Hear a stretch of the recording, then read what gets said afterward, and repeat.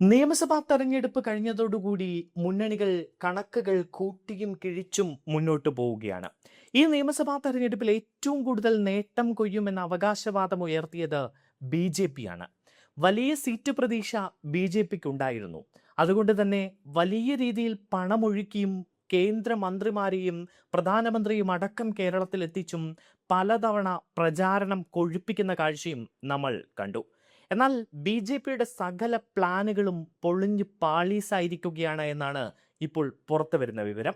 ക്രൈസ്തവരെ തങ്ങളിലേക്ക് അടുപ്പിക്കാനുള്ള Christian outreach പദ്ധതി പാളി എന്നാണ് ബി.ജെ.പിയിൽ വിമർശനം.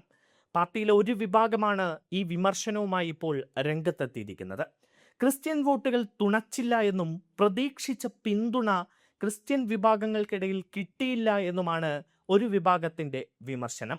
തദ്ദേശ തെരഞ്ഞെടുപ്പ് ഫലങ്ങൾ അടക്കം ചൂണ്ടിക്കാട്ടിയാണ് വിമർശനം ഉന്നയിക്കുന്നത്. നിയമസഭാ തെരഞ്ഞെടുപ്പ് വോട്ടിംഗ് കഴിഞ്ഞപ്പോൾ ഷോൺ ജോർജ് ദീപികയ്ക്കെതിരെ വിമർശനവുമായി രംഗത്തെത്തിയത് വിമർശനത്തിന്റെ മൂർച്ച കൂട്ടിയിരിക്കുകയാണ്.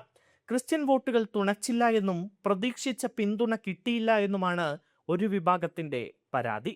അങ്ങനെയെങ്കിൽ പല പ്രതീക്ഷിച്ച മണ്ഡലങ്ങളിലും തിരിച്ചടി ഉണ്ടാകുമെന്നും ബി.ജെ.പി.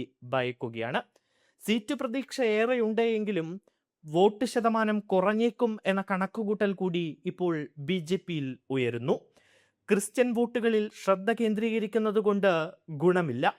ഭൂരിപക്ഷ സമുദായ വോട്ടുകൾ നഷ്ടപ്പെട്ടു എന്നും പരാതിയുണ്ട്.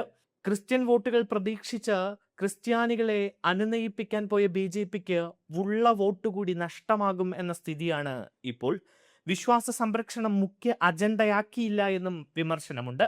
പലപ്പോഴും ഈ വിഷയം കോൺഗ്രസ് മുതലാക്കി എന്നാണ് ബി.ജെ.പി. കരുതുന്നത്. ഘടകകക്ഷികൾക്ക് സീറ്റ് നൽകിയതിലും പാർട്ടിക്കുള്ളിൽ അതൃപ്തിയുണ്ട്.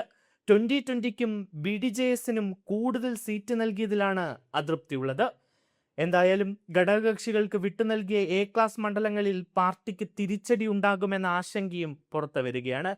ഒരു MLA എങ്കിലും ഇത്തവണ നിയമസഭയിൽ എത്തുമെന്ന് പ്രതീക്ഷിച്ച ബി.ജെ.പിക്ക് വോട്ട് ശതമാനം തന്നെ കുറയുമോ എന്ന ആശങ്കയാണ് ഇപ്പോൾ. അങ്ങനെയെങ്കിൽ സംസ്ഥാന അധ്യക്ഷൻ രാജീവ് ചന്ദ്രശേഖരനടക്കം കടുത്ത വിമർശനം പാർട്ടിക്കുള്ളിൽ നിന്ന് നേരിടേണ്ടി വരും. പാർട്ടിക്കുള്ളിൽ പുകഞ്ഞുകൊണ്ടിരിക്കുന്ന അതൃപ്തി അണപൊട്ടി പുറത്തേക്കൊഴുകുമെന്ന കാര്യത്തിൽ സംശയമില്ല. മെയ് 4-ന് എന്താകും തെരഞ്ഞെടുപ്പ് ഫലമെന്നതനുസരിച്ചിരിക്കും കൂടുതൽ നീക്കങ്ങൾ.